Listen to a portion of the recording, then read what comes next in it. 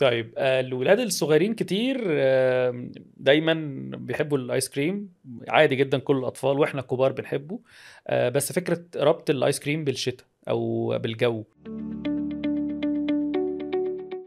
آم، عادي نقول لهم كلوا ايس كريم في الشتاء، ولا زي ما احنا متعودين بلاش يا جماعة ايس كريم في الشتاء زورك والحاجات ما المعتادة دي؟ فيش اي ربط بدرجة حرارة الاكل بدرجة حرارة الجو. يعني مش في الشتاء ما اكلش الحاجات الساقعه اشرب حاجات سخنه، وفي الصيف ما اشربش حاجات سخنه اكل حاجات او اشرب حاجات ساقعه. ما فيش اي تعارض ما بين الاثنين.